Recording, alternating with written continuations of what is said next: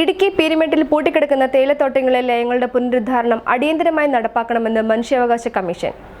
ഇടുക്കിയിൽ പൂട്ടിക്കിടക്കുന്ന തേയിലത്തോട്ടങ്ങളിലെ ലയങ്ങളുടെ പുനരുദ്ധാരണത്തിന് തീരുമാനമെടുക്കുന്നതിൽ കാലതാമസം വരുത്തരുതെന്ന് മനുഷ്യാവകാശ commission chairperson justice Alexander Thomas ഉത്തരവിട്ടു.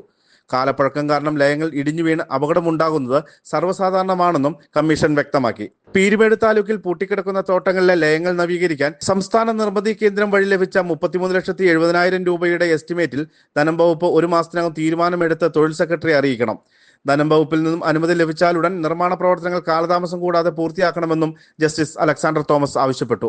33,70,000 രൂപയുടെ പദ്ധതിക്ക് ഭരണാനുമതി ലഭിച്ചെങ്കിലും പദ്ധതി വിഹിതം ക്രമീകരിച്ചപ്പോൾ തുക വകയിരുത്താത്തതാണ് കാലതാമസത്തിന് കാരണമായത്. തുടർന്ന് മറ്റു ചില ശീർഷകങ്ങളിൽ നിന്നും തുക ലഭ്യമാക്കിയാണ് പദ്ധതി ധനം വകുപ്പിന് സമർപ്പിച്ചിരിക്കുന്നത്. പീരുമേട്ടിലെ കോട്ടമല ലയത്തിന്റെ ഭിത്തി ഇടിഞ്ഞ് തൊഴിലാളി തലനാരിഴയ്ക്ക് രക്ഷപ്പെട്ട സംഭവത്തിന്റെ പശ്ചാത്തലത്തിൽ മനുഷ്യാവകാശ പ്രവർത്തകനായ ഡോക്ടർ ഗിന്നസ് മാടസ്വാമി സമർപ്പിച്ച പരാതിയിലാണ് ഉത്തരവ്. സംസ്ഥാനത്തെ തൊഴിലാളി ലയങ്ങൾ നവീകരിക്കാൻ 10 കോടിയുടെ പദ്ധതി ബജറ്റിൽ പ്രഖ്യാപിച്ചെങ്കിലും അത് ധനം വകുപ്പിന്റെ പരിഗണനയിലാണെന്ന് തൊഴിൽ സെക്രട്ടറി കമ്മീഷനെ അറിയിച്ചു. 10 കോടിയുടെ ബജറ്റ് പദ്ധതിക്ക് ബന്ധപ്പെട്ട വകുപ്പിൽ നിന്നും അനുമതി നേടിയെടുക്കണമെന്ന് കമ്മീഷൻ ആവശ്യപ്പെട്ടു. അടച്ചുപൂട്ടിയ തോട്ടമായ കോട്ടമല ഡിവിഷനിലുള്ള എല്ലാ ലയങ്ങളും അതുപോലെ തന്നെ അടച്ചുപൂട്ടിയ തോട്ടങ്ങൾ മുഴുവൻ ലയങ്ങളും നവീകരിക്കണം. അത് നവീകരിക്കാത്ത പക്ഷം എല്ലാ ലയങ്ങളും ഇടിഞ്ഞു വീഴും എന്ന ഒരു സ്ഥിതി അവിടെ പറഞ്ഞു ബോധിപ്പിക്കുകയുണ്ടായി.